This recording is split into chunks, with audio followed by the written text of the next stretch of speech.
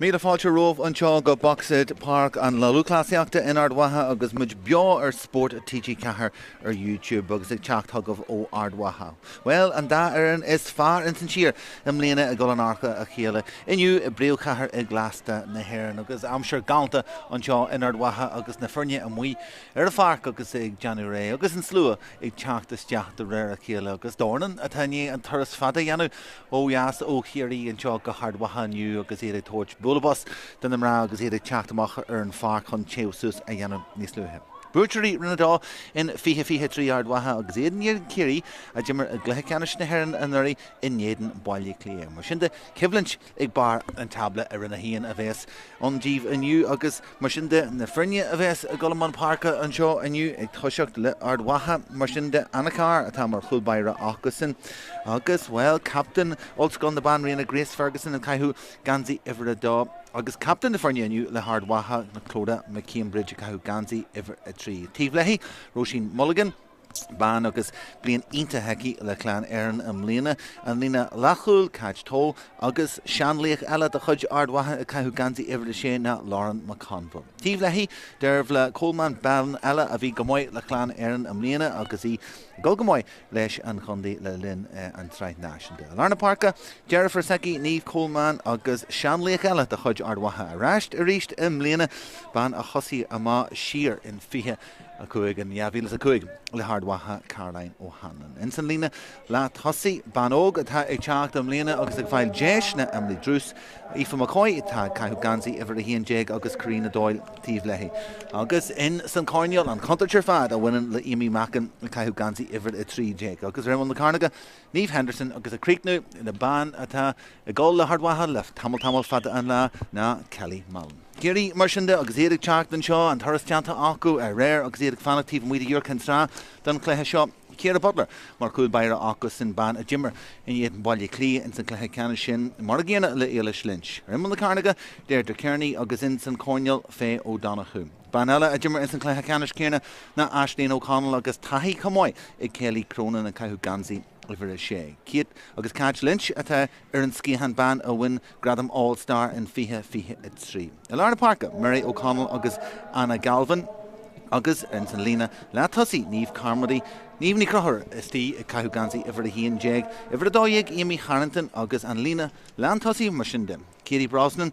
Emma Deneen ban a bhí fíorhhaid mata a híon den Tri National scoil a híana trí go dtí seo agus ag críicnú le ifir a cúideag Hannah O'Donoghue. Mar sin de is áthe an scéal smó atá ó hiú Ciarraí de na Louise na bhar a hartig agus is sé ag tuiseacht ar an bhinse a ríist ach bí ag dúil le ise ag teachtaiste mar a rinseí an cluichí sraithe eile agus, well, muid dúil ise ag gail ar a Páirc. Mar sin de agus muid réalgáil in Ard Mhacha stopping muid na haid óran na bhíon a bheits ceolta aniu ag muran na caiin ón club áitiúil Piasioga Ard Mhacha.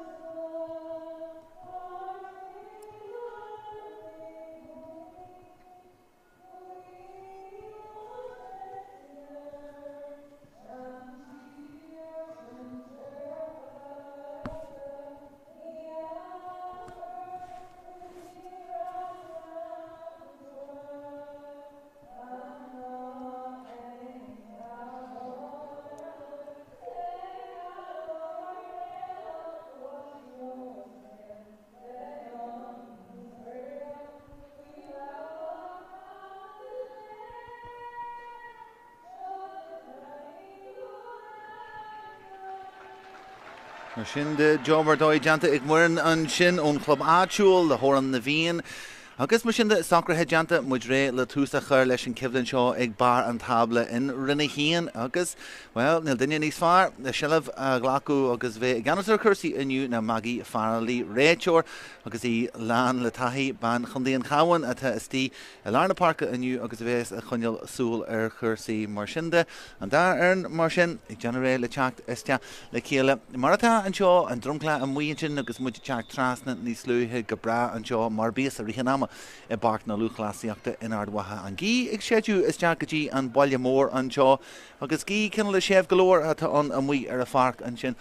ach an da ar an beisiir gé teachtamá nes dóithe go gasta ag an tús an séosús a bhí Ciarraí ag tóid faoi an muí ar an pharc níos luúthe ionta teagartha ar fad agus iad a chur anbhéim ar luas agus iad ag generé Ard Mhacha ar nábhela codhhaid ag déirúiste ar an léithróid ar fasáil crin ar gheall léithróid an úsid na gursahaid agus na mrá seo in gheall le chéile agus béim ar chuirsaí léithróide láfa. Simú golóir na hairthe a bheitson ag tús an cluthe mar sin de cé bheitson le súla chuneal ar imi maca nifir a 3 Ard Mhacha chuneomid súlamá ar sin agus fásta Emma Dinín is tí caithú gansaí iver a cethar dá Ciarraí cé bheitson tá méid Janú Beidir tóda Cambridge Captain na Frinne a bheitson agus Ciarraí isise a fiú suas agus na himraí agus na matchup sin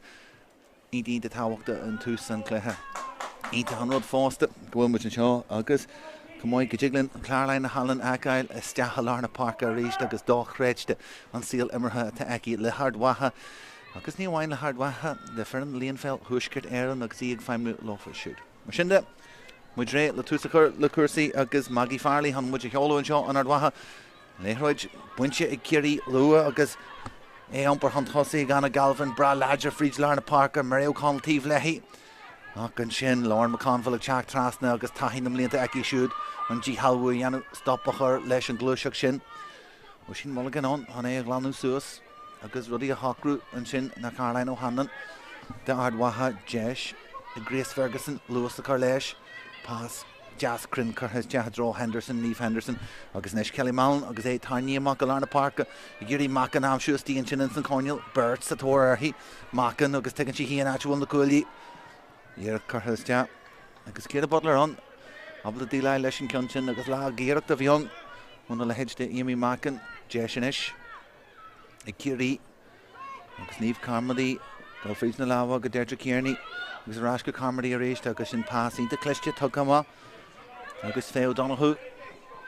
na gobar an scíhan seo híos fuin Jontu ínta janta Conall O'Donoghue hon léithróide chuiriste agus sin glúiseach ínta cleiste stíon sin a Emma Dinín léithróid fáite arás de Ciarraí brúhan tosaí inis agus cé scór fáite acu chur háin trasna agus Conall O'Donoghue ag brú fríd agus pásaid crin cleiste ag Ciarraí obair ínta janta ar an scíhan seo den pharc agus é crídnithe go sláachtar cháin trasna ag O'Donoghue cé scór fáite ag Ciarraí Fada amach go Lárna Parca áitiúil Niamh Coleman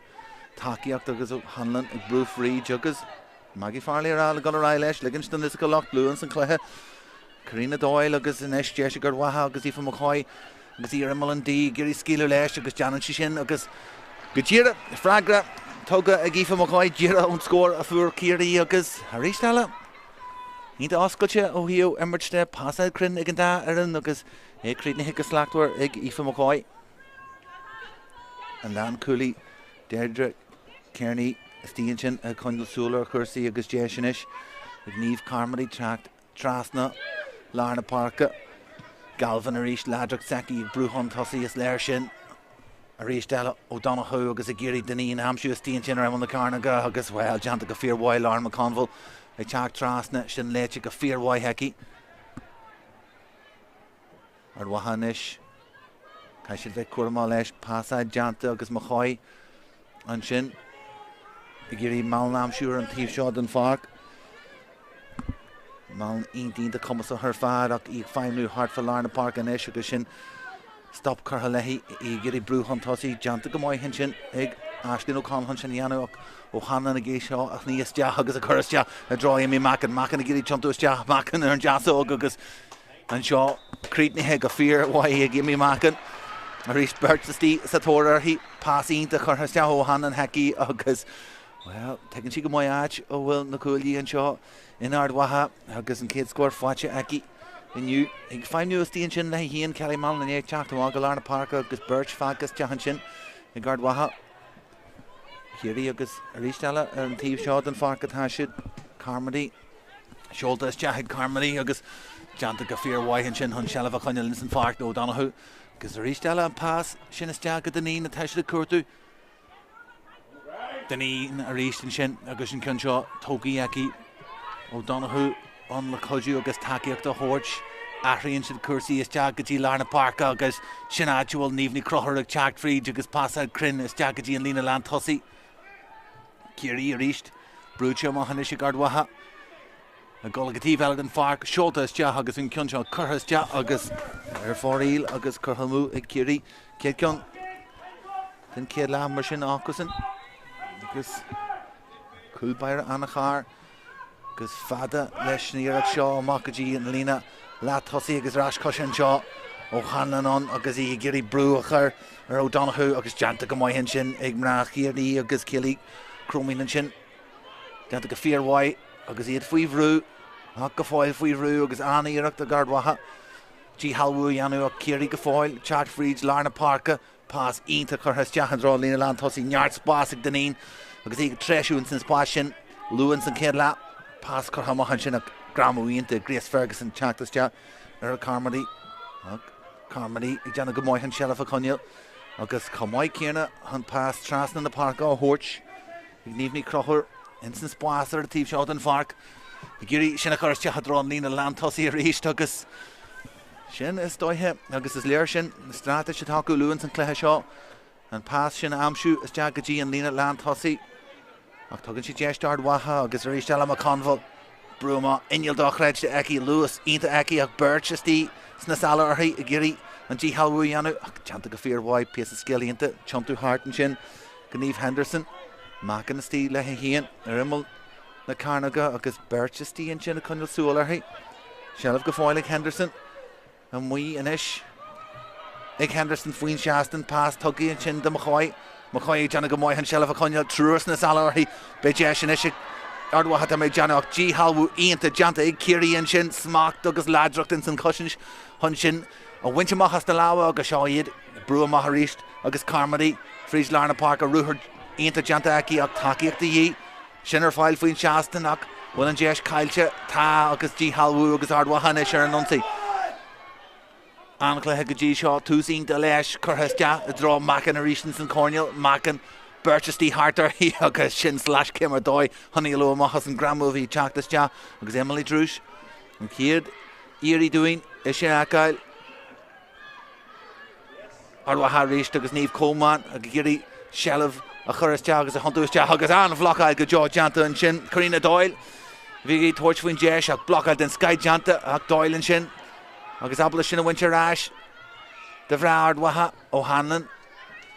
Lehroj Churas Jagas Caput and Sky and Shin Neve Coleman Leshanir Shaw Coleman agus Critney and Shin Near Shin Haran Trasna agus an score Doyle and Shin Karina Doyle agus he Kikalis Jahig of Lock and Shin Akras agus Kikras agus he Gubber Rashed and Shell of Winter Rashed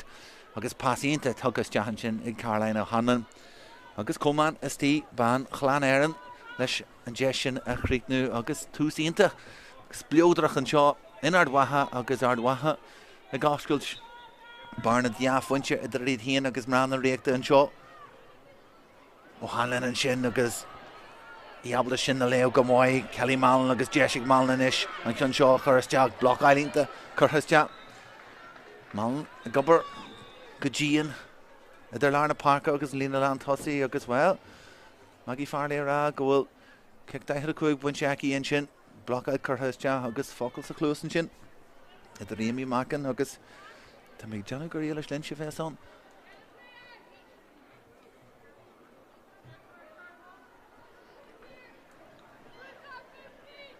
well and Verchaku Karaitna Erakila Lou Ensign Kid Coog one which didn't Clehenshaw and Ard Mhacha agus well Bish Jacker Galore agus Shin Duhlan of S the Village Lynch and Shaw and you na Sula Conall Amy Mackin agus Tactic Is there Gregory McGonigal na an splash in a crew agus agail is tíon sin in san lína land tosaí agus liginste macan feig fáin nú inis Kelly Mal Seolta Gerridge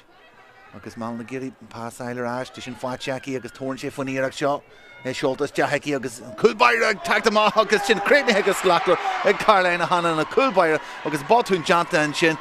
go Hanna an sin éite go mói heici a thugus well an sean léach leis an sean taí agus hiic sé híon áitirú an léthir go tuite an sin agus crítíonn si an cinnsin go first is teach hiag an angach agus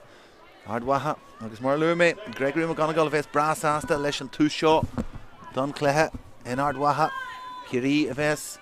Argila galore go caiisiid fragra hóirtinis Anna Galvin an scíhan céarna an seo pas churthas de inis agus fáite ráis deici tá den inastí rimpíach pas tugann sin de Chanó Domhnaigh agus Ciarraí chahailte má tá deanta go maithin sin ag Carmarí go Hanna a ríist agus an obair stúrú cuasaí an sin agus a Ciarraí spáis sin a gridjim ríisteile deanta go maith Ciarraí go frís na lá deis cíú leis sin ag danín an citág agus deanta go maith agus sin créitne agus slachúir ag emma danín Srasna agus díad nar bhí pointe díorthú ag teachta má agus an obair go deo deanta acu danín sin leis an citág leis an cinn sin a chréicnú agus an éisiigh brúsúas ar a cice má agus anna car Fuihrú an seo mar tá Ciarraí in brúsúas ar a cice má pegama agus rinne go maiagi nemni drús an sin agus deanta go fíorhaid an coolbaire haní an amsú agus Ard Mhacha heola chun tosaí agus Henderson a chur chun tosaí muí an seo an san spás agus drafás an sin glanta ag Ciarraí Máfríd Lárna Páirc agus Pás Cosise tugad is deacha drá Domhnaigh in éisiigh deanú iireachta Trúirtí hartar hí agus danín a rééis danín a te ceanróí an san lína tosaí Carmarí agus an ré ag pás ínta tucha maithan sin go danín cricnithe agus slachtar ag danín thar an trasna agus tíre ceanasíocht de dhí agus sinna léirú an seo ag Emma danín agus í ag chur Ciarraí ar trí foinse an seo agus an cúil sin a bhí ag Caroline a Hanna Ciarraí deanna go maith chun ihes deatha go bharna sin agus an pásáil agus an cóimirt ins na tosaí Ciarraí fíorhaid ins an cléthe Jaimóinte nó sin immertha an seo an Ard Mhacha iad trí ag Ard Mhacha trí fointe ag Ciarraí brasoltúir an seo deanta go maith an seileh a chuneal faoin seastan an seo agus Ard Mhacha a gobar amá leis Deisinéis Caroline O'Hanlon Ciarraí heolú se agus teanta go fíorhaid macan a tiontaú ar an citág macan a críicnú agus cooling galanta hiigíimí macan agus clisteacht ar leithastíon sin burt na sala ar hiíogaí abalta éalú amach sin agus a ríist an pás atá churthas de agus an crinneas ó Caroline O'Hanlon an Lárna Páirc a tháinig amsú dochreis amach ó Ard Mhacha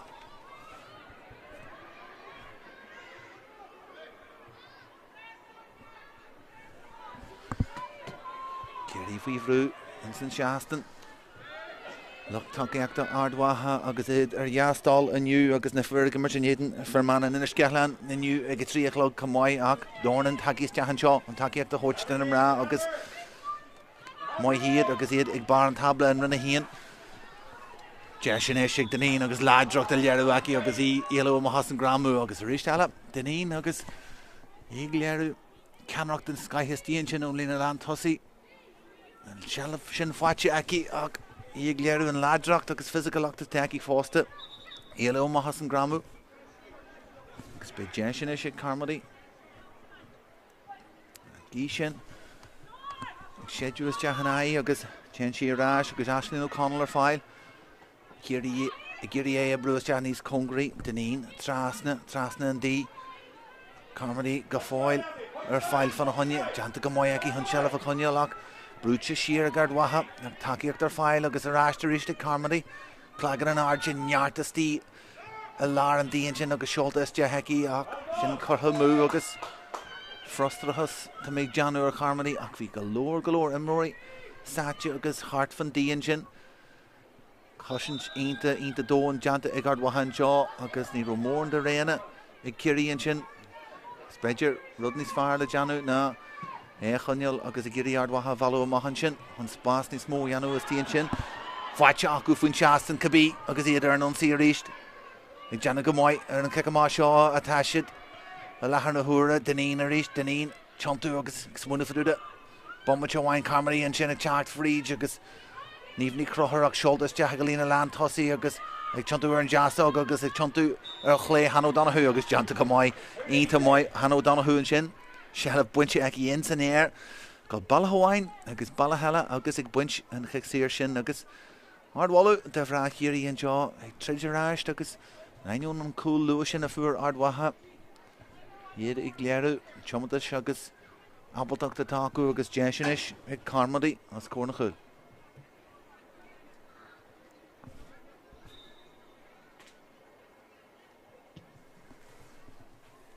Carmody leis níarach seo seolta agus crinn Haran Trasnahan ag níomh Carmody agus well ban a fuair gradam All-Star an fiche dó agus fiche trí agus ag léirú an cumas atá agi a scór an na chuil an sin. Trí fointe mar sin adrathú agus ríist Ciarraí deanna go mbeidh brúsús ar a cic amach. Clóir me Cambridge agus hí a chur réanar ar fáil de anna char an sin nin san cool. Lorn McConville agus McConville gríthe in achan le rud a dhéanaan Ard Mhacha go mbeidh. Sealah fáilte agi a ríist. Agus í brúhan tosaí ban Christopher Glenine agus Kelly Mallon agus Mallon ag gobar hart fan daithid a cúil sin seoltas te fíorchras na Páirc a contar sin seo de Ciarraí ag teanta go fíormhaid an lína lean chuil an dílaid leis an cion sin an cúlbaire Ciara Butler agus caiisiad bheith cur amach ríist eile ach láidracht a teacht amach ón lína lean chuil sin a ríist eile Mary O'Connell ón na Gael clagan an Ardja brúteas deach a ríist agus neart spás a stímas féidir seo winch ach sin buinte go mbeidh ag cáid tóhain sin. Lína lean chuil Ciarraí díla go mbeidh leis an léithreid ard sin is teach Kelly Mallon agus ag seolú an cion sin is teach ag Gimme Mackin. Ó Hannan a ríist agus Ciarraí an léithreid a bhógu chu gasta agus is féidir a ríthe ama spásar a tíobh seo an Páirc agus Niamh Henderson teantú a ráis go Hanlan. Mullen si PSC an sin agus PSC skill an sealah a chunne. Grace Ferguson an le takeíocht a thuirt. Nis Béir Ciarraí stop a chur leis an glúiseacht agus glúiseacht dínta agus luas gur leis ach sin lábhínta steachan sin de Mackin ar fáil a ríist eile Mackin leis an íar seo Mackin agus seán sin conseo steach agus na maith ar fór iad nó éimi Mackin agus anna íarach bhuaíonn sin agus rud a bhhainar in sin aici agus an léithreid sin fáilte aici na scíú leis agus tóirt faoin íireacht.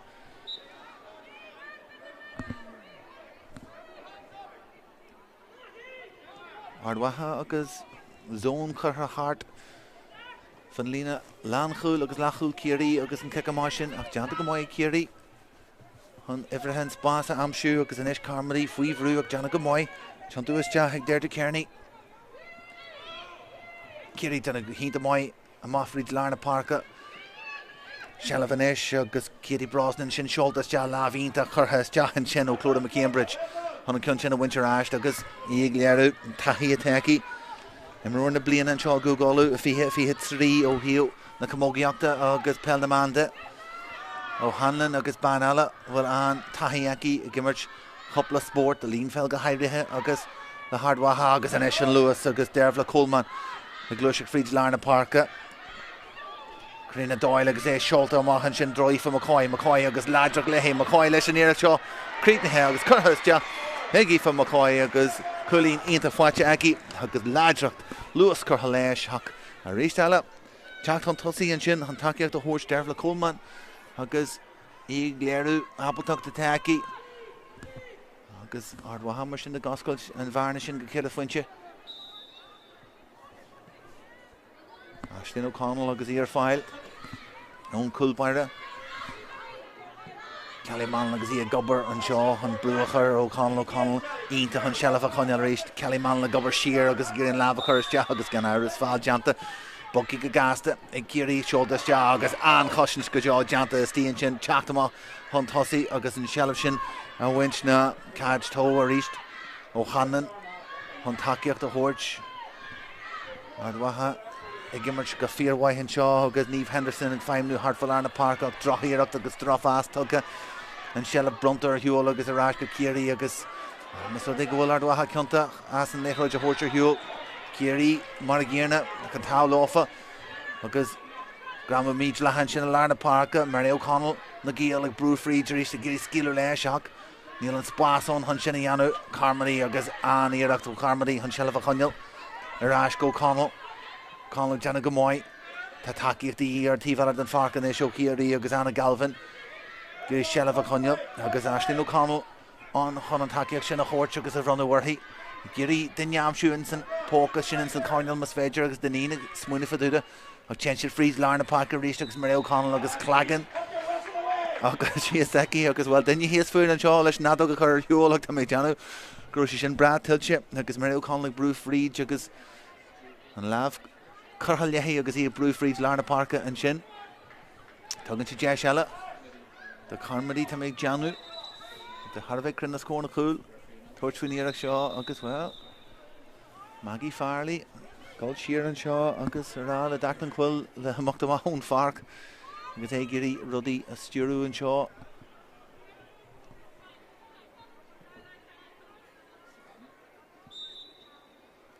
with your Asher and Clug and Shin August near Shaw Curhas Ja August near Shaw is Ja August 4 the Ciarraí August well Jesh Curhamu Aku and wow August some galore the Crinuous Ja Alarna Park August Giri Brishoma then kick him Shin Scaff Jim Rory August Steve August Giri Brishoma Unlar August Reina Horch to Anna Carr Ciarraí Clishty galore found him weird even on Spasa Cludach Anna Glue shocked her father August Carolina Hanlon and Darren and Ray Jerry at on okay shoulder Galarna Park August Neve Henderson Clan Aaron and Chat August this one shoot they pass the horses Jagalar Bayrak Chunty she is Jahar and Kit August if McCoy and Shin August McCoy Titchum Galager and Shin August Kixia Bruntus Jahan Shin August McCoy Chat Ig Lewis and Shin Marinchi Lesh and Chulin Jerna Hafurshi Cruhin and Damasja August Costantori Chat this chat Darna Ray Aku and Fal Acharisja August Tugachi Jashinish Kalimal Chak Trasna Banachul and Shaw Ard Mhacha Chahar Ard Mhacha Lesh and Eric Shaw Kifo Koi reached because in Lewis the current she is ja because he Brishu Friedgen Lar a yan an Damasja Fad Malin Mushinda Ochlashi Ard Mhacha and Shaw because Muji Gunkus Ja Galarna Cathrach Curhus Ja Heki August in Kunshaw Creepney hit her Clay August her 40 lucky August well Conna heel ha agur who Kelly Malin Harn Trasna August Ian Cholu Ag well Malak her he August Shin in Yegalama her 40 Galore Jeshni Ard Mhacha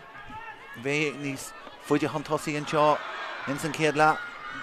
McConville Arish August Janaga Fear White Lehroj Shin Schultes Ja draw Karina Doyle Inson Cornell McConville on Huntaki to Horch Van Christopher Glenine August Ladrucht and Shin Hun Rugacher Erna Costantori Chak this Jat O'Hanlon or file O'Hanlon or slash Kemi into O'Hanlon or Kedog O'Hanlon Leshnir Shaw August draw here up them up Clay August her 4 August Janella her 4 Yak Okay do Salta Winchester get the skill of Carolina Hanlon and Shin on Elu Oma as Costantori Chak this Jat Snasala or he August na Cosa Ianta Attacki Hun Shinianu Hanna Navi Marim Rona Blina Sheer Kofada La Fiha Kahar Jeg Jaim Lina no Mushin Van Alla and Tag Tresh Gamoy Lard Wahala Binta Fada na Kelly Malin Sholtes Jack Galarna Park August Coermiston Sky Eder na Hushla and Shaw Hanna Nagazi Giri Lehroj Curafile Yemi Macan August Shin Klishja or Fada Staga Henderson and Shin Kylan She and Jesh August and Shalav August Ard Mhacha and Rod Jerna Legan Shias August Pass Ali into Kajishin Ciarraí August Kaishin Vek Gorma Lesh and Lehroj Shawma Fui Anna Vrun Shin Atasha August Maggie Farley Bra Flyhole and Shin Ohio and Kixir Shinda August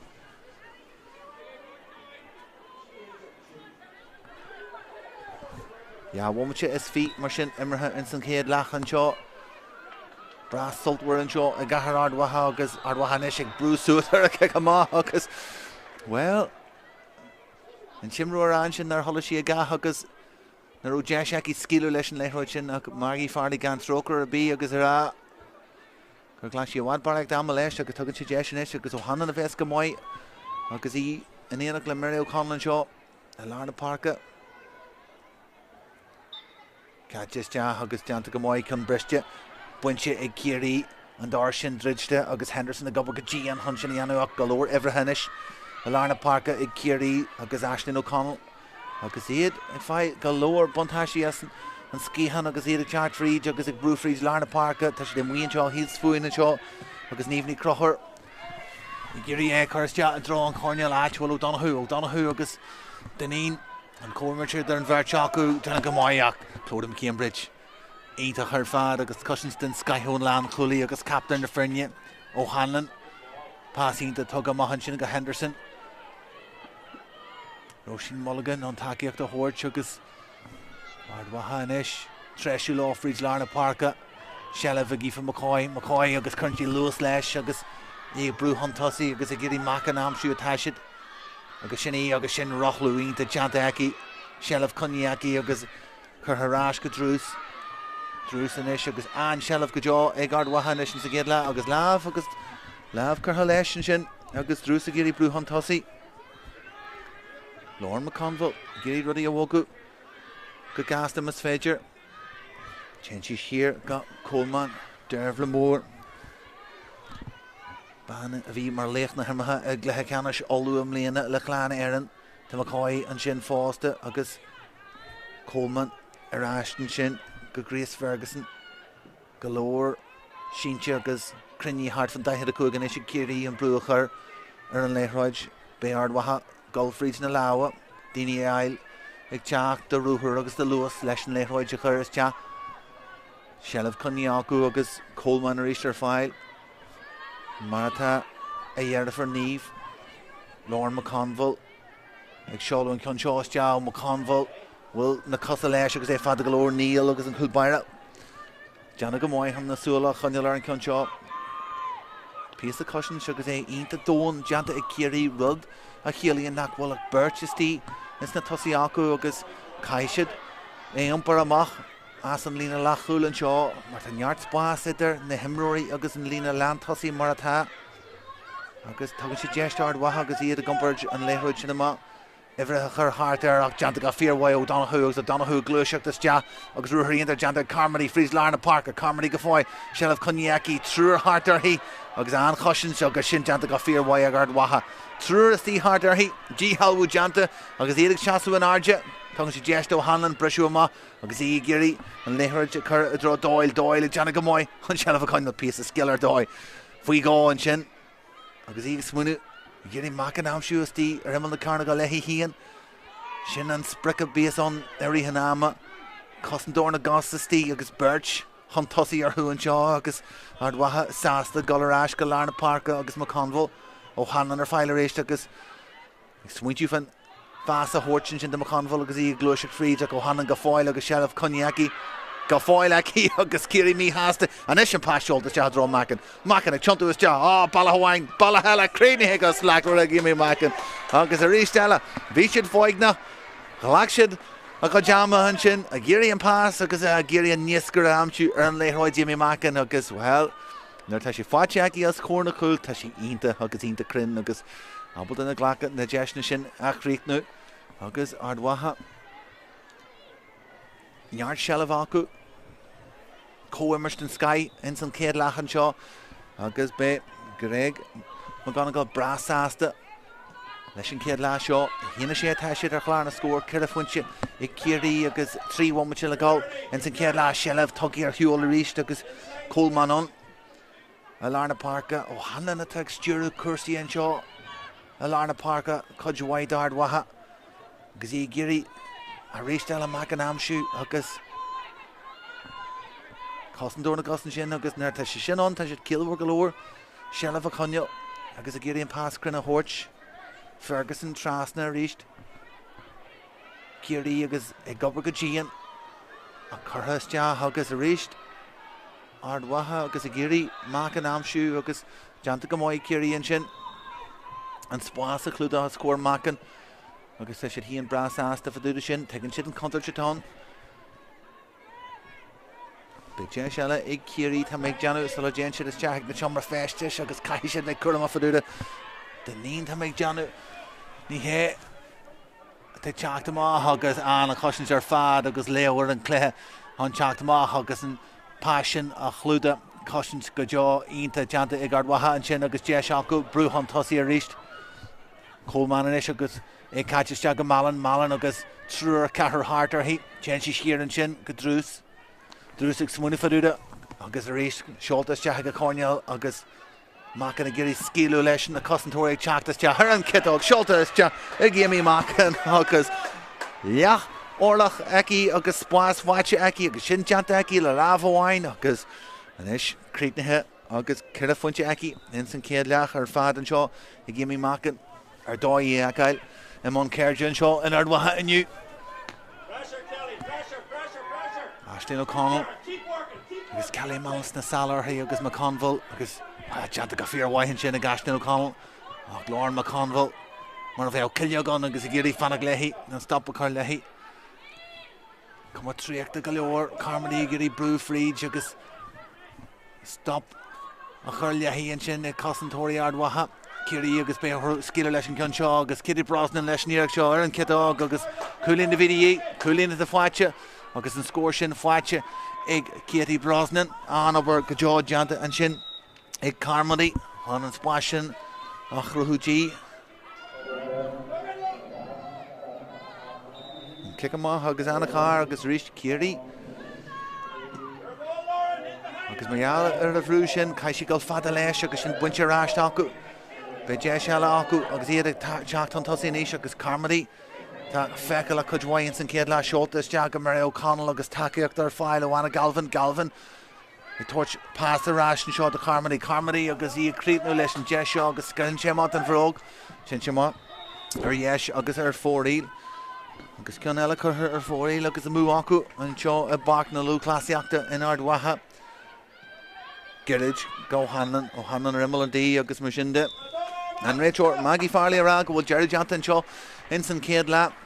a bhí thar a bheith taitnamhach an seo i bach na Lúthchleasa in Ard Mhacha an dá ar ina teachtamach go lua agus puintí ar chláir na scór acu ach in é sin an coidis fearr den immert go seilbh Ard Mhacha agus an cúil sin a fuair Caroline ó Hannan a rinn difer Ard Mhacha ag brúhan tosaí in é sin. An barna oscail si de riad híon agus Ciarraí an seo agus na frinne galama agus golaiste an seo le haisos ag leacham an ar an balla an seo cúil agus seach cholín mar sin de Ciarraí cúig a cholín agus tu go Virginia aráist iné an brisú leis an darna leach.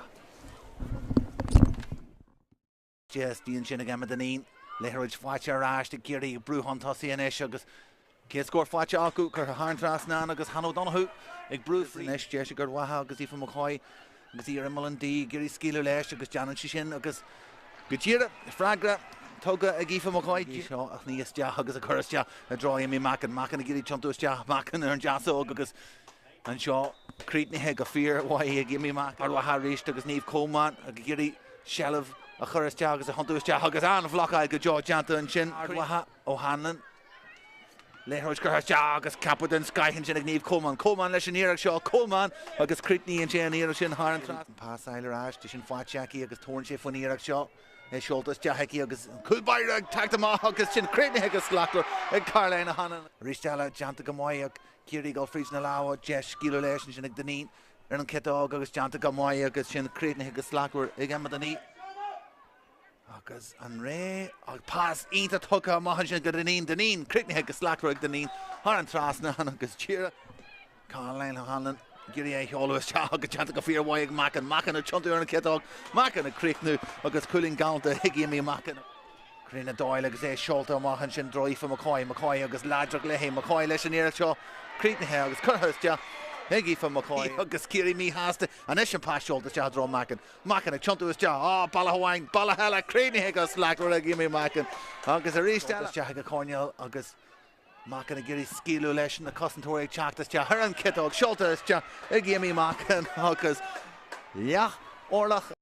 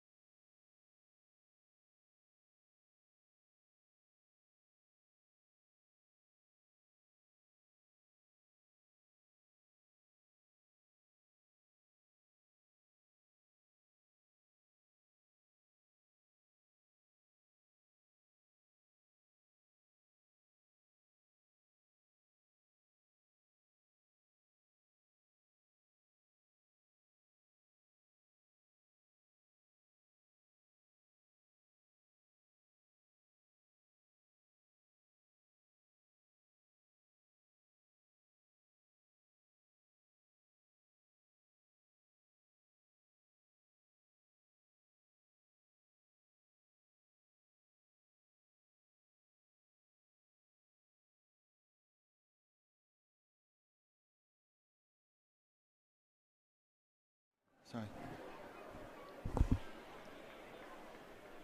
500?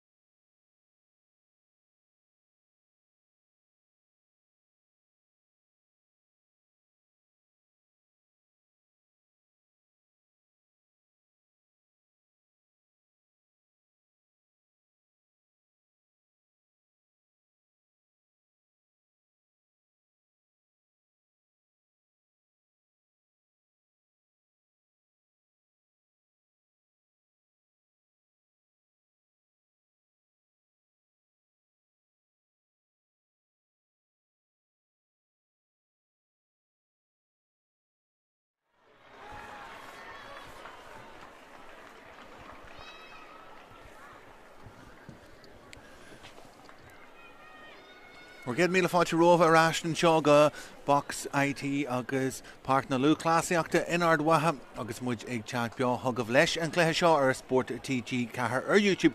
agus Ard Mhacha innéan Ciarraí. Céad le Tharbh Sulmhar an seo in Ard Mhacha na Gréine an seo inniu agus an cúil sin ag teachtú Caroline O'Hannon in san céad le a thug Barna han sin de Ard Mhacha agus iad ham tosaí an seo cúil agus seach cúlín innéan cuaig fointe de Ciarraí an seo in san céad le agus na firne ag teachtamá ar a fág don darna le ahrú amháin agus Ciarra O'Brien a bhar fichadá ag teachta in áit a bhar cethair fé ó Domhnaigh de Ciarraí agus iad seolta han tosaí in san darna le an seo Shellavig Deneen Emma Deneen stíon sin ar Mullandí agus an céad deis an seo ag lua galóir in san darna le ag Ciarraí agus Jeshinish den Níomh Carmody Culín amháin fáilte agi in san céad le agus í ag goncasteach an Grian ag scalún uairthaí díreach ar imil an dí an seo agus well be siad sásta glóir mas féidir seo a críicnú agus lua in san céad le scór tháinig ar a hacrúisteach ag an imirt agus sin fáilte go mói ag Carmody Ban agus réal dál-star fáilte agi ag Níomh Carmody an fiche dá agus fiche trí Brúan ish a chur ar Annachar agus Ciarraí agus Arglúiseach Tráchtaire agus gurí í charás agus sin deanta go maiid acu agus iad teacht an tosaí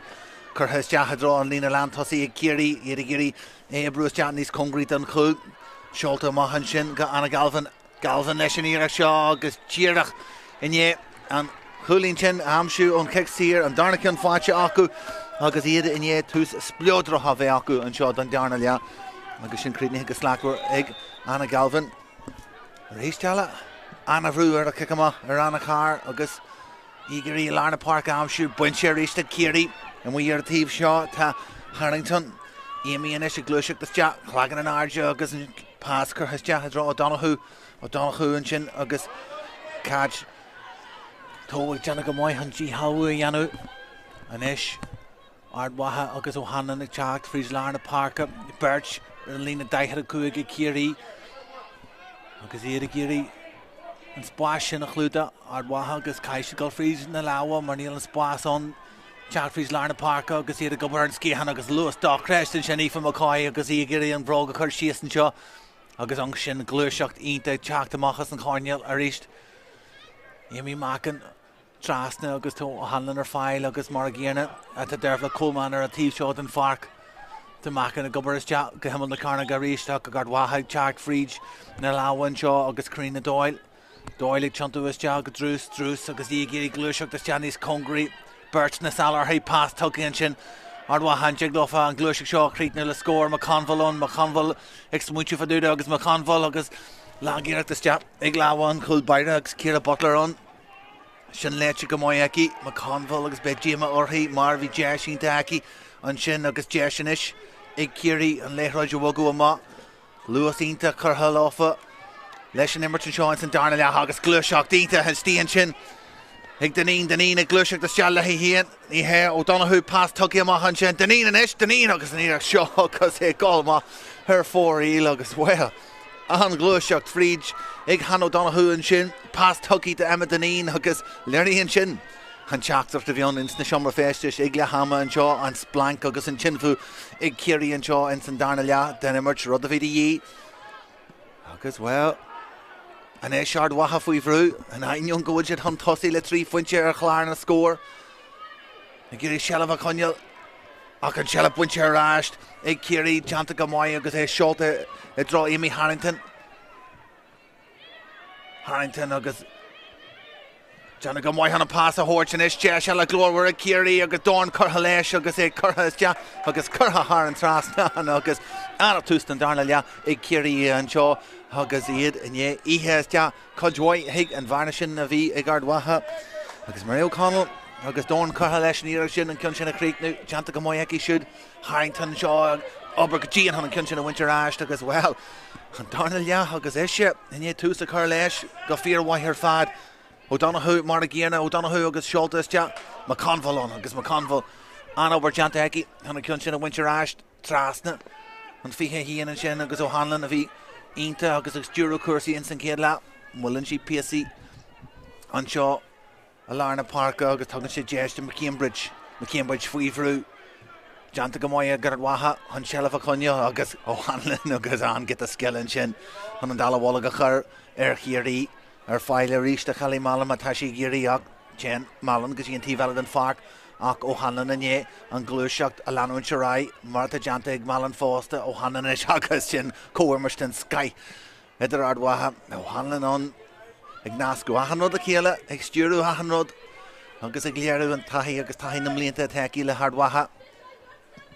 anna cluthe an seo Bach na Lúthchleasaíachta in Ard Mhacha an dair na sfar an rinne híon go dtí seo an mbliana agus iad a chuir teasma is Peil den Sky an seo agus McConville a glúiseacht an tosí McConville leis an éire seo agus críthe go slachtar ag lár McConville ag brúfrís lár na Páirc agus íar fáil leis an éireach sin nach chríicnú an pocket rock de gimbricht frís lár na Páirc agus inneal doch reis aici agus anna scór fáilte aici ag Jerry an le Neartim Ruaidhrí Ciarraí mí lár na Páirc an seo a Bach na Lúthchleasaíachta le linn an sos le hama ag Janú ré agus a han seans go bheice mu deathrú na gáit ha ag Janú Louise na Hóirí Hartig duineach go siúd in san darna lea cabbí sealamh fáilte buinte ag Ard Mhacha agus iad ag teacht an tosí a ríis Henderson ag tiontu is deachar an cetóg Henderson leis an íar seo agus muinte bhfuir a pass trasna go McCoy agus an leithróid caite idir Maggie an sin agus hí chun súil géir a chuirsaí Maggie Farley agus well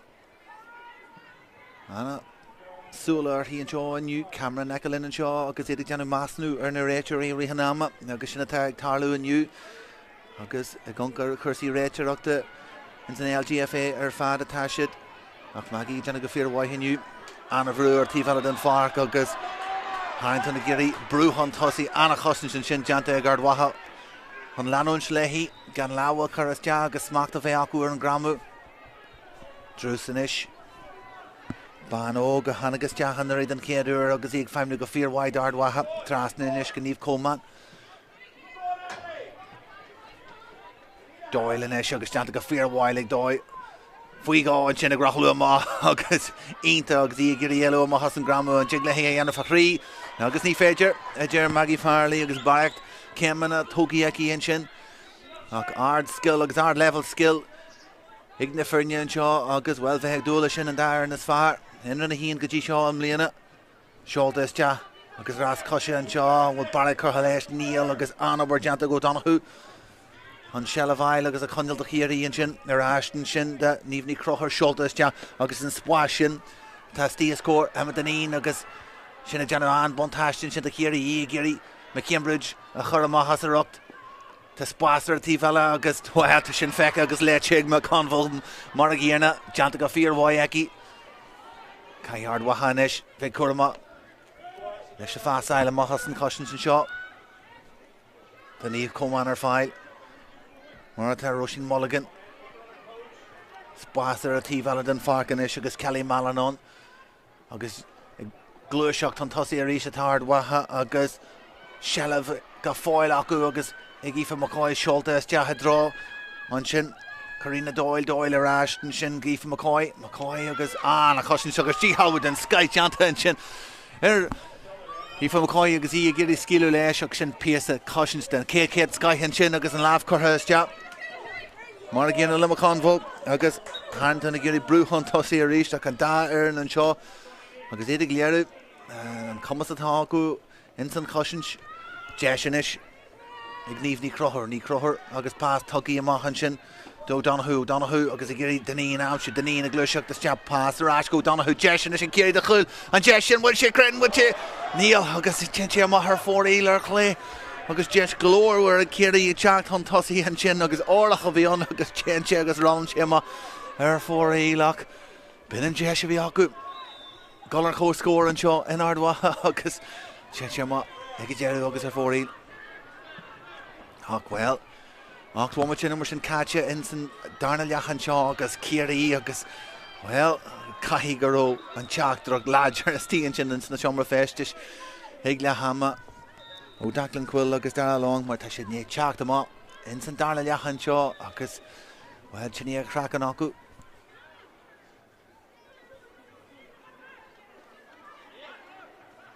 Achraí am deanú agus Ard Mhacha ag deanú ré le achraí a dhéanú ar a Páirc an seo agus achrú de deanta ag Ciarraí an sin na níomhní crothir a taine amach amá agus sílam gur Daniel O'Leary taine teachtasteach na háid an imir sin is agus an Shellah Ciarraí agus Harrington i deanna go fíorhhain san darna leach agus í géirí brúchan tosaí stop curtha agus deirh le Coleman ag deanna go maiid ag Shellah go fáil ag mran a réachta spás istí agus Deneen agus í ínta ag géirí spás amsú ag ní rón pás tuga agus inis ag glúiseacht má Aisling O'Connell ag brú fríd agus burst na talarthaí agus stop curtha le hí go míid letha agus Margie Farley ar ag ró tarrant deanta agus í ag brú fríd ach go rístelle an glúiseacht a rinne damiste Aisling O'Connell agus í ag tóir Ciarraí agus I géirí an léthráid amsú agus nar a hagan tú fríd ag Glan Lewis an sin níl mór an de rud gur féidir le cosantóirí deanú ná stoppa chur go míid letha agus O'Connell ag deanna go fíorhhaid agus well lucht takeíochta Ard Mhacha ní mí háasta faúda an chinne sin ach well ní hinnom gorón darna réig Maggie Farley an sin agus an cartaí ar fad ach well tean an íireach sin amach ar fór íl agus drochíireacht agus seans an sin ag Ciarraí an obairís deanta acu agus iad a carás géirí carás de anna car agus iad a glúiseacht cai sí gáil agus an cin seo feicú má mas féidir curtha dró hanan agus aníireacht agus capú sin a Larna Parca ó Murray O'Connell arís ag teach frís Larna Parca an is deis ag Ciarraí mas féidir lá fan níor seo Craigniú agus sin Bhaite is deachar cúil na hangaí agus Ciarraí ag glúiseacht an tosaí Bhaite sin na Larna Parca ó Murray O'Connell agus an pás tuga agus a ríseile an darna thuair bhí deis ag Ciarraí an cin sin a Craigniú agus ní ró ag rud amháin ar an sin acu ag teacht an tosaí agus cúil Gantan sin fáilte acu agus muidir chó scór an seo a bach na Lúthchleasa in Ard Mhacha. Buin sé ríiste Ciarraí an sin agus Caitlin deanna go maiid sin. Seolta amach agus í Harrington a ríiste agus an pás sin tucha amach agus Cleary agus iad ag Etchell sin is agus Daniel O'Leary agus Harrington cóimirt den Sky Hadraú an seo chutha istí is deas an cáineán an sin agus Ciarraí inné iad híana a chur puinte an tosaí an seo in san céad leach agus in san darna leach an seo agus puinte ionta fáilte acu an sin chun sin a dhéanamh.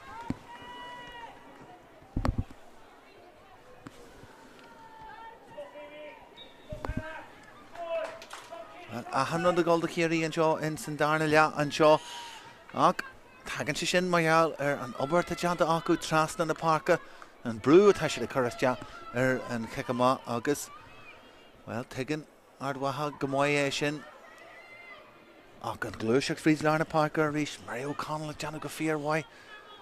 na mrán de hanna agus deach fásta a gimmert anna teanna chur a cuasaí Kelly man na gimach amach an éis de Ard Mhacha idir fiche cethir ag teachtasteach in na háid agus sin Sarah Quigley agus Quigley Kerry Tunachar, Ard Mhacha féidir le 8 ómite, Jég le gáil buin sin sin Ard Mhacha ag Coleman is beg seans a bhí ag Ard Mhacha in san darna leachan seo deisinis ag Drús agus Catchlin agus Ráscoise agus Janta go fearhhaithin sin ag Catchlin agus Ciarraí agus Cushinston Sky Janta agus de Mrugurú Imrí óga goncaiste ar Catchlin sin agus an smaachta learí sí hanan tí halhú dhéanú tá sí ar dóiach mar a ggéanna le Ciarraí agus Ard Mhacha agus iad ag teacht tan tosaí inis Carina Doyle ag rothú Ballahhain agus Ballahella agus an íireach seo seoltas teachaici agus Doyle leis an íireach seo an íireach ar cóscór an seo agus anna scór fáilte Hig ban Grian mór an sin hanan cion sin a chur thar an trasna agus hanan muidir istela an get a skill attacki agus í gompar an leithráid Charach legan agus a gurí spás amsú ddíhíon an sin an cléhan seo in Ard Mhacha tá sin gob an seo in san darna lea seolta maihan sin ag a chuúd Páirc agus buinte an sin Grace Ferguson ag Jana Gamoy ó hanan inis Seán sin cion seo just spás agus contact sin isis agus McCoy gluiseach tan tosaí pass tugad ar Henderson leis an íireach seo seoltas deachaici agus Ard Mhacha inné go tan tosaí agus Henderson leis an íireach sin Cóirmis na Sky Hidirí hían agus Ethan McCoy gcónaí contateach ag brú tan tosaí ach Henderson ó leis an crinneas a scór na chúil ag dearú an le.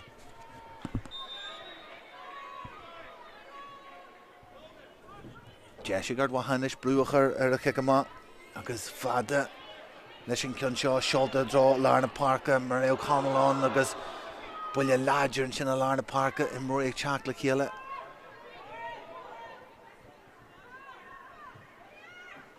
Agus an taon céiste bheith bhagam ná cothúr go bheice muid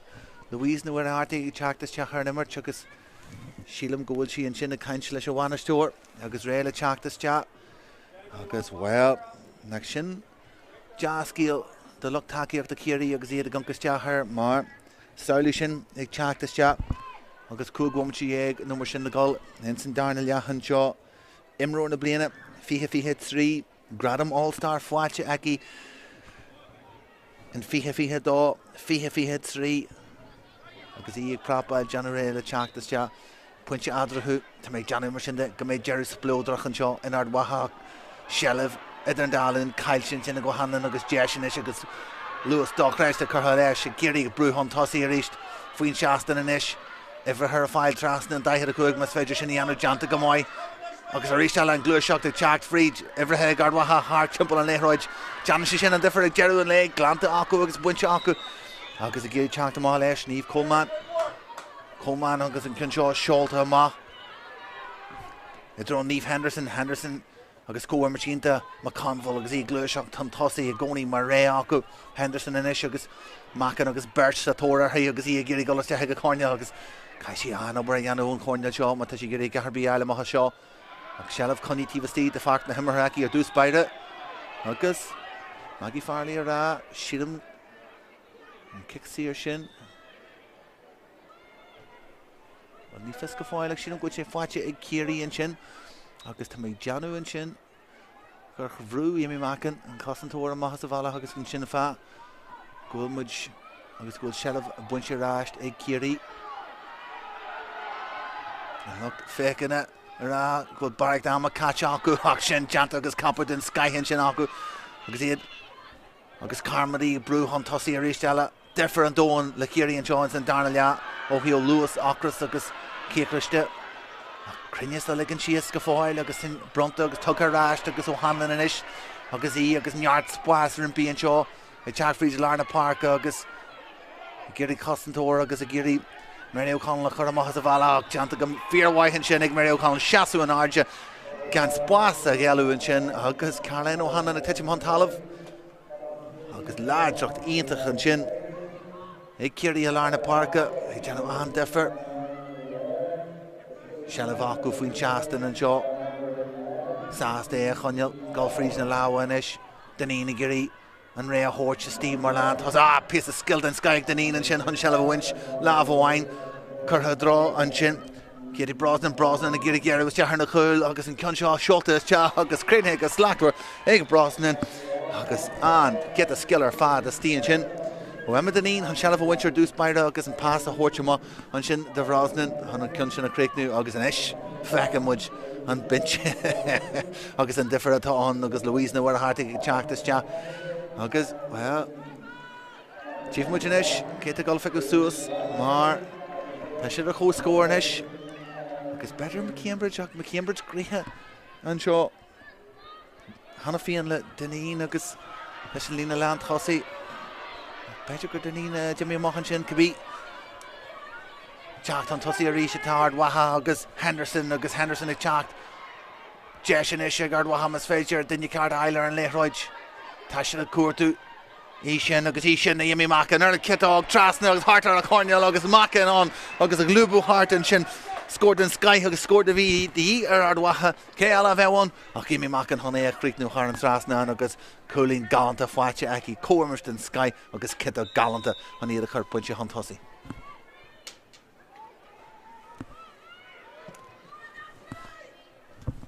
Harrington inis Béis siad a géirí Louise amsú astí in san lína lean tosaí mas féidir Ciarraí O'Brien agus O'Brien a gumpar na léithroide an tosaí Louise agus an céad Jeshi teachta Máth agus McCambridge an agus an chosin sear fad clúda McCambridge agus an ciblann idir híon agus Louise inis a bheits Harvey simú McConville a géirí seo feicú suas agus Crogachtan sin agus McConville a gá leis an léithroid sin a winch Ainta Leor McConville crumú síos ar a léithroid agus Ariel ag teacht agus go bheistú siad gur Deneen Jimmy Mochan sin Ifir a cardiaag de Ciarraí a thug an deis le Louise na bhar a hartaigh teachtas te agus simú go leor an tartú sinna te deanta ag daglan chuil agus dar along ach rééis thugú le teasú an seo lear fad agus bheith gong ar Jimmy Mochan agus dóid a míonn si chéannig bogu skill attacki crinneas attacki agus tegan Ciarraí go mhaid sin Birch na salar hírí hanama na nniu géirí stop a chur leihí ach an cúlín dearna sin fuair sí dámhaint a mhaith ar fad agus teasmad is ilse Peile an seo i Páirc na Lúthchleasaíochta an seo in Ard Mhacha inniu McConville tús chur hala cuasaí a rís deim moment se le gáil an seo in san darna lea Níomh Coleman agus an léithroid buggy tras nin sin go Carina Doyle a rééis eile ag teacht an tosaí a rééis de Doyle agus Shelf go fáil acu a rééis de Jimmy Mochan a glúbú hart Mochan leis sin íar ag seo Mochan leis an kitá go rééis de muir a goncar a chéile agus oncar sin fáhanne pointe den céad grad ar fad agus Jimmy Mochan a glúbú hart a rééis agus an kitach sin attacki well hocalat an kitach sin a winstí agus chur in Earsmilan is na bblianta amach Roinn mar tá sé luachúir agus píasa óirata an de lochtaíocht de Ard Mhacha agus ionta an level skill a go bhain céarna. Mairtín go lear na Páirc a buinte sin agus Ard Mhacha inis agus na Cosa Leá agus Henderson ag gluiseach fríd lear na Páirc a deis inis ag Ard Mhacha agus é churthas teacha dro McCoy leis níar seo mas féidir le hí Shelf amsú agus well Maggie Farley a goráis den a gurú sunk agus ífa McCoy ag brú fríd agus cicéaracha táón agus sin buinte ag Ard Mhacha ach McCoy magí ag gluiseach fríd ar ríist ar rinne differ ar fad agus well Maggie golastea le Lúthchleasa na muir cool an sin Differ an dóin agus Lewis curtha leis agus ífa McCoy ag gluiseach fríd agus inis deis ag Jimmy Mochan ar an kitá goláite sin Ard Mhacha a chur cúig fointe chuntosaí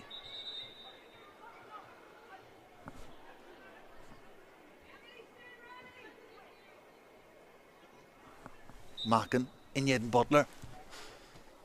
Mochan Cretan here Gahinta Aki Ishal is Jack a Hornell na Hangian Shin agus Shin Kikeraga den Kate Skyhin Shin Talu is Jack as Conall na Hangian Shin agus cool Inta Fwacha and Shin Kikeraga Jimmy Mochan Kahi Kirianish Marinshid Insan Darnalia Eg Tusan Darnalia Nar haman sin amachas na seomar féistis agus na Cosa Leá teacht a ríist in san cluiche seo agus fragra hóirtear a chuil sin mar an sin san céad lechanis iad a glúiseacht an tosaí O'Leary agus Louise na war a hartig ar an deasó agus an cion sin agus stoigh go sin beidir Merrig agus í teachtas te mar bhan an in san immert sin seo ach churthamú aici agus ní bheiceadú sin go raibh ina gúthaí Ciarraí ar íist agus nubarnis trasna an daichead a cua agus a lárna Páirc Ciarraí chorástan clic am áid deanta go mhaid Shellah buinte acu rís seolta is deach ar íist O'Leary agus í tiontu is deach agus blochail deanta an sin ó sin mulligan a bhíon lábhach ar leist agus is dóthe muí níos fearr ag Ard Mhacha inis agus iad an tosaí rudaí go lá fósta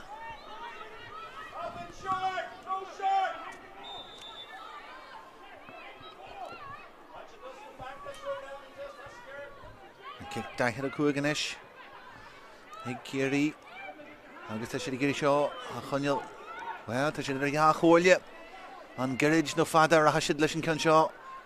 agus seoltas deach agus Shellah chuní acu tá sé in san corneal agus anis deis acu caiisiad é churas deanta go mhaid acu agus well buntáiste lá agus tarrant tá méid deanúil sin ar an gansaí is léir ón réiteoir a chuneal súlgéir a chuirsaí an sin a thugann deis na Louise na war a hartig an céad scór a Island seo G Hían inniu in Ard Mhacha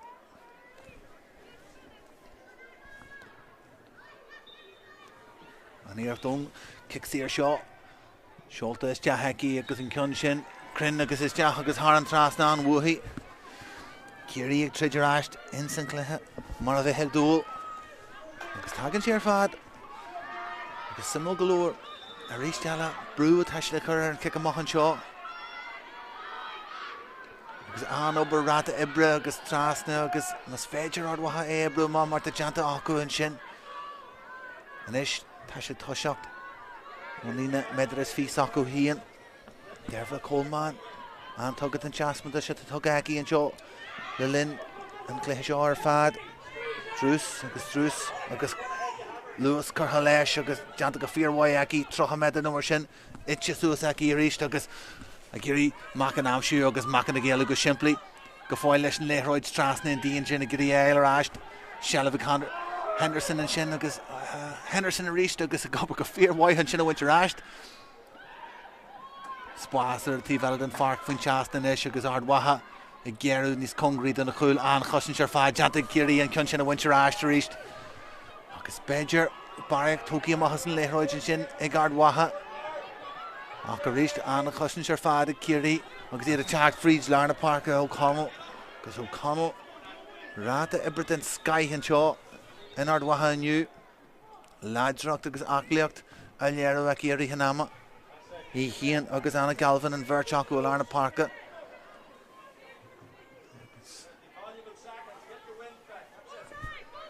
Aisling O'Connell fásta bhí ag teacht amá leis an léthróid an sin agus athrú deanta an sin Ciarraí agus neart athraithe an seo an san darna lea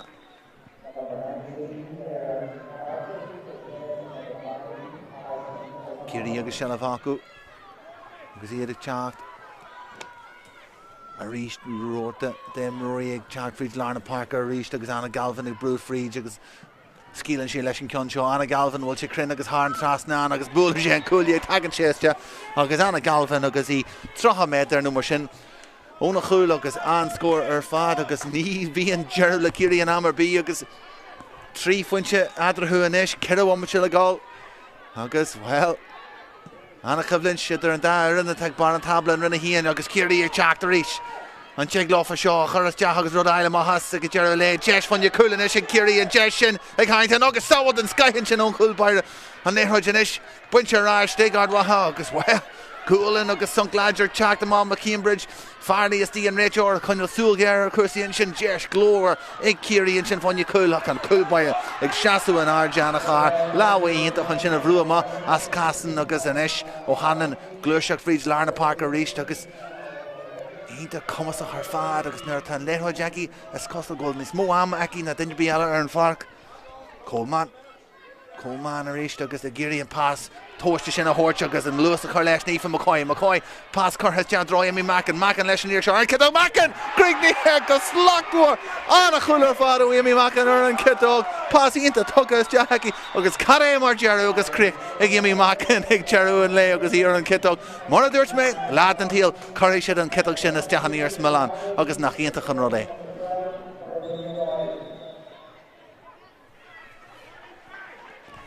A híl Kerry go Jesh acu ar tíomhhain den farc sábhailínta chun Coolbair anna char glúiseachta má a rééis a lár na Páirce Caroline O'Hanlon hí tena go fíorhhaid an an duine card amsúr an léithráid agus an duine sin chunaí Imi Macan agus mas féidir na léithráid agus an léithráid a chuir deachan na láha agus í fan McCoy tíor sábhail heaglofa an defer a dhéanamh agus damasté a dhéanamh chun tosaí.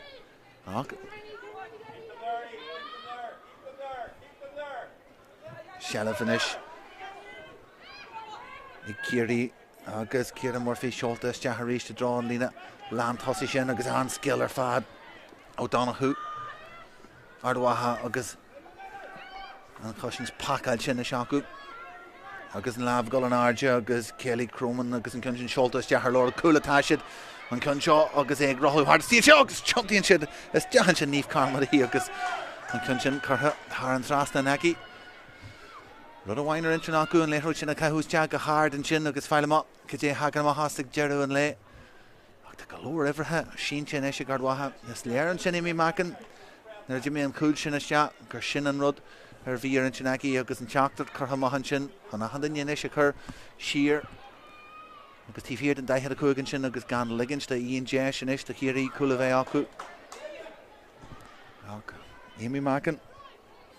cúil ó cheicealacha Cool Marlin sin in san darna le fáte aici chasman is ilse tucha aici in san lína land thosaí ar fad ach an Kitog sin agus í glúbú charta hí an damasteir ar fad Birch sna sala ar hí a rian am in New York Jackar stop chur a leihí agus Ciarraí a ríist an maihan seo go mé blachín ag teachtar ráis fósta í gátaí a lechar na huaire agus bhfuil be Gregory McGonagall fíor háasta muitir Ard Mhacha fósta leis an dóid teis le golanis in rinne híanam bliana agus na corthaí sort go mé sé don a ríist agus fíor láidir ríist am bliana.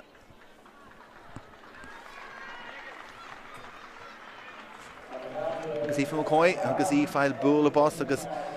sos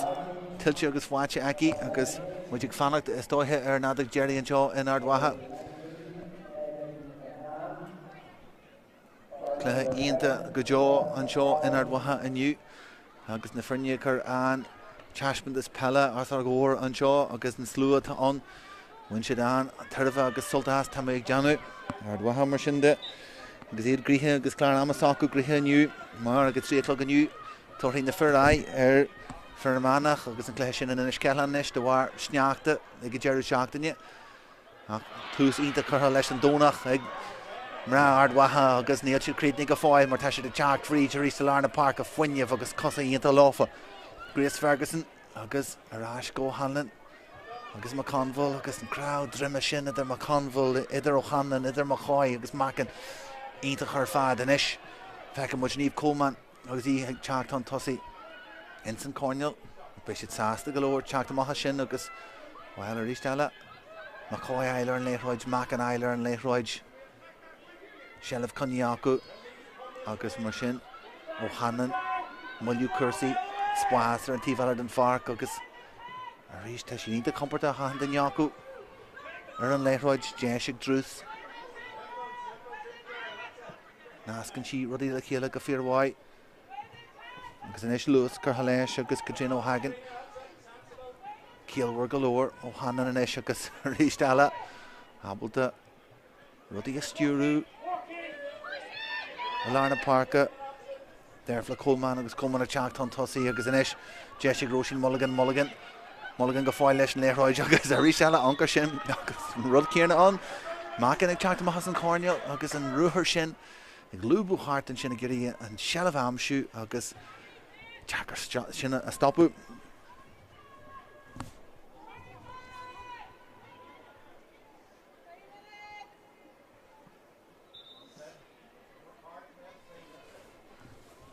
Imi mar sin de an cún seo curtha agus críbnithe go slachtúir aici agus Chasman is ionta ónimmart fáscoilte agus ó kickan na sire ó achanil rudar achanil gáid inniu Amy Mackin gan Ian Iris a cheas haar gúlaí achan Daniela anseo inniu in Ard Mhacha a Páirc na Lúthchleasa Ciarraí go fáile gobar agus a géad rud eileach ar chláir na scór anseo ifrithe inis agus go leir sin a lár na Páirc acu an éthráid curtha isteach sin Brú agus Ard Mhacha Ciarraí gan gaharbí a gealú anseo Han Domhnaigh agus a Domhnaigh Ciarraí an cynnseo a brú isteach inis Ciarraí agus iad a glúiseach frídin iarach seo curtha isteach agus búla sin cúile tagan sin agus anna iarach fa honna cúlan sin Caroline an hanan an sin han sin a glanú ma a rístella learning Ciarraí contart se tá agus iad a glúiseach tan tosaí cynnseo caite isteach a rístella Caroline ó hanan an sin agus mar a bhí in san céad le únearacht aiceise ar am na carnaga nar a fuair hían an cúil sin in san céad le Céalhar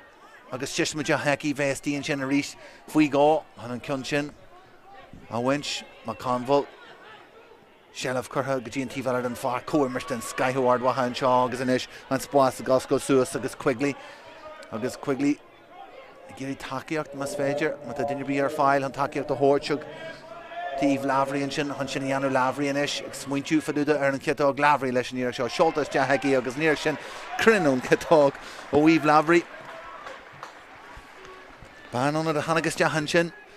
Íh Lavri well Ínta le teachtas de ban a fuúgradam all-star Google olú an fihe 3 agus an difneachta an is ag Gregory McGonagall idir na líochra tom le fada na mrá chláán éireann a tennis ag feimnú ag levelínta ard a bhain críomh cúgáilú am líana fásta is léir ghfuil difneacht leis a fanal teige inis in ainiún daoine a gcórtaithe inis an cumas peloton tú fásta a dhéanaan an difer ach Ciarraí Chartfried's Lárna Páirc a rístal agus stop agus an doris sin dridte ag Ard Mhacha agus iad brasáasta faúda sin mar stopan sé agus tógann sé an onsaí sin agus an léagar a bhí an agus Ciarraí ag glúiseacht fríd a ríist mar sin de réiteoir Maggie Farley ar a gohfuil